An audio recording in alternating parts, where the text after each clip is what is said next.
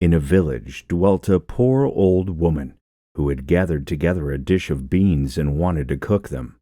So she made a fire on her hearth, and that it might burn the quicker, she lighted it with a handful of straw. When she was emptying the beans into the pan, one dropped without her observing it, and lay on the ground beside a straw, and soon afterwards a burning coal from the fire leapt down to the two. Then the straw began and said, "Dear friends, from whence do you come here?" The coal replied, "I fortunately sprang out of the fire, and if I had not escaped by sheer force, my death would have been certain. I should have been burnt to ashes." The bean said, "I too have escaped with a whole skin, but if the old woman had got me into the pan, I should have been made into broth without any mercy, like my comrades." "And would a better fate have fallen to my lot?" said the straw.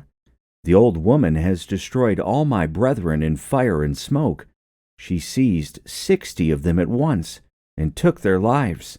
I luckily slipped through her fingers." "But what are we to do now?" said the coal. "I think," answered the bean, "that as we have so fortunately escaped death, we should keep together like good companions, and lest a new mischance should overtake us here, we should go away together, and repair to a foreign country." The proposition pleased the two others, and they set out on their way together. Soon, however, they came to a little brook, and as there was no bridge or footplank, they did not know how they were to get over it. The straw hit on a good idea and said, "I will lay myself straight across, and then you can walk over on me as on a bridge."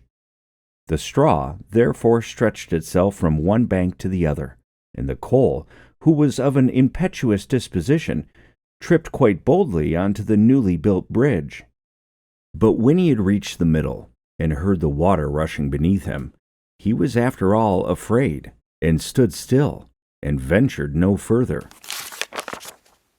The straw, however, began to burn, broke in 2 pieces, and fell into the stream.